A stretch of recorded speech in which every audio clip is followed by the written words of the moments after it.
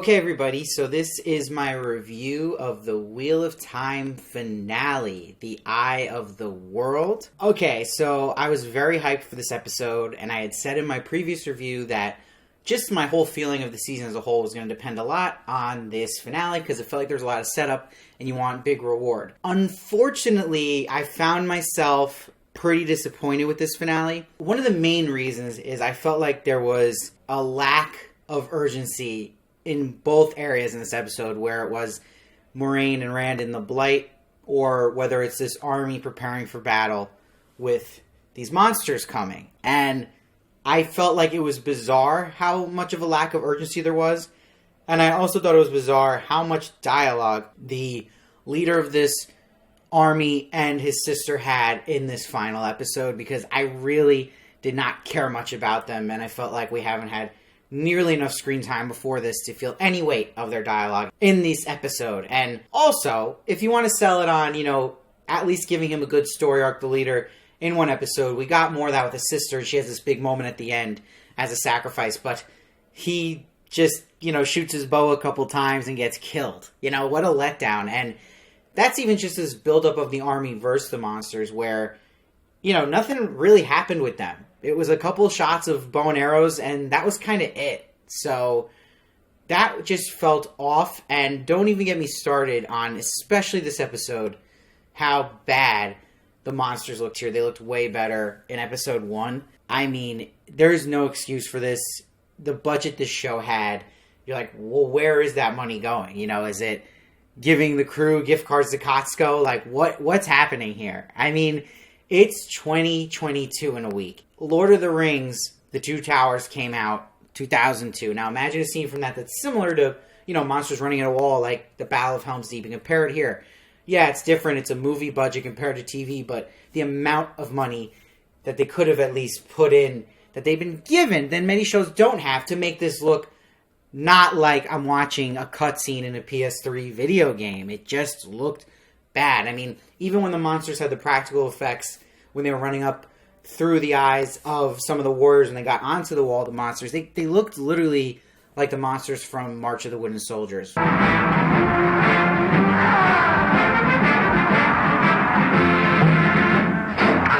That's not good. That's going backwards. We want to go forwards. We want to take that money and make us see something we haven't seen before, or at least make it up to par, so it doesn't be that bad that it takes you out of it. And there was all this hype, just for them going into the Blight, and not much happens there. It's not that scary. There wasn't a lot of obstacles. The coolest part was Rand having this dream, and we got to see the Dark One, stab through Moraine's mouth. It was a cool fake out. But they had Lan go after them, and he easily goes through the Blight. We didn't see any obstacle for him. So he was completely not used in this finale, and that was just unbelievable to me how silly that came off, where he just got to Moiraine with ease. I mean, sure, we can assume he's this great, warder, but I need to see something. I need to see this Blight give an obstacle to these people, and it even goes to disappointment of this big, showdown between the Dark One and Rand here, where they went for more of the angle, which you've seen a lot, where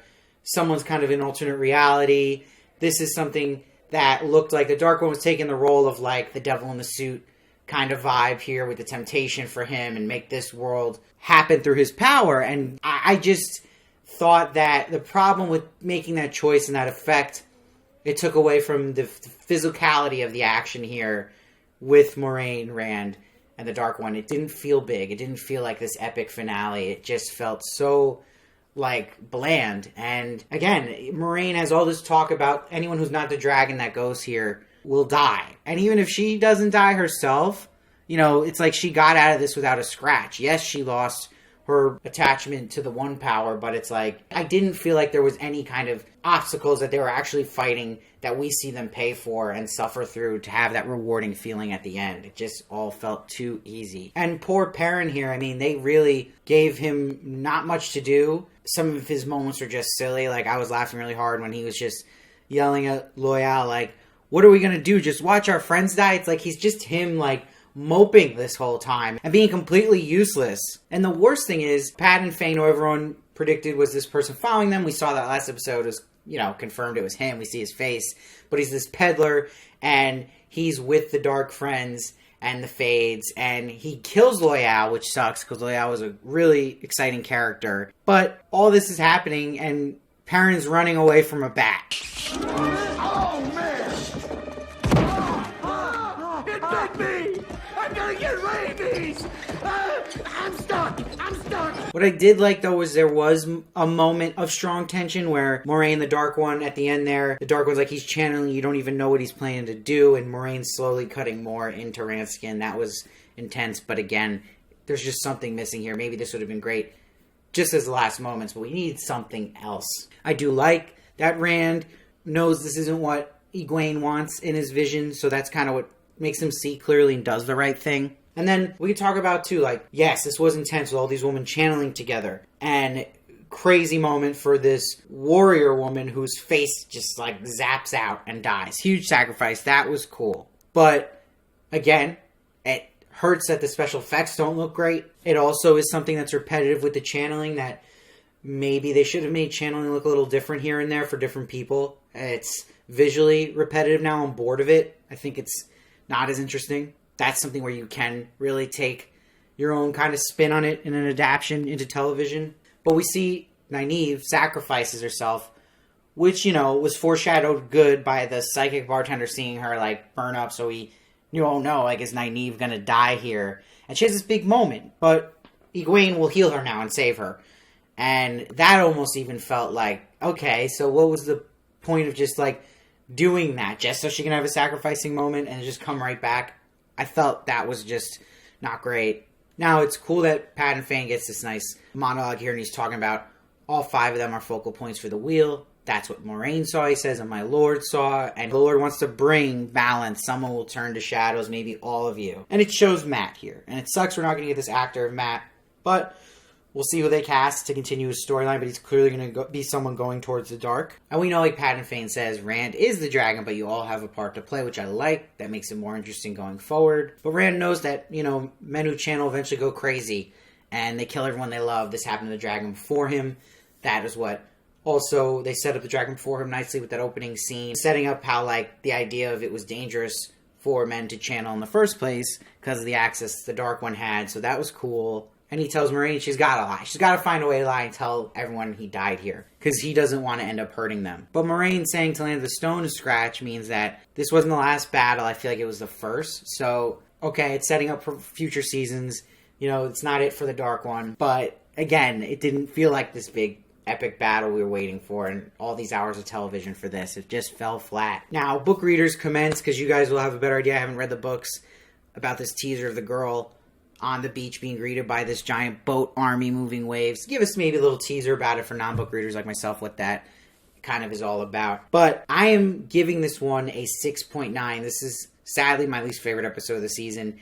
And there'll probably be people who don't agree with that. I'm sure a lot of people are going to like this because at the end of the day, it probably had more suspense than most episodes and more action. But just looking at it, how they went about that suspense and action, to me was not great and very disappointing. So let me know, though, what you guys thought. I'd love to hear your thoughts. I read every comment, try to respond as many as I can. Please no book spoilers for anything that we haven't seen already, just stuff we've already seen. And yes, you can give a tease about those end credit moments with that army in the ocean. And also, I'd like to hear your season scores as a whole. I really want to hear what you guys want to rate it, 1 to 10. I'm giving it an 8.1.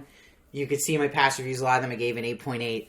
But it's going to bring down by this finale. So it's changing my view on the whole season as a whole, and that it all got to this with not, like, going to that next level, kind of taking it down a notch.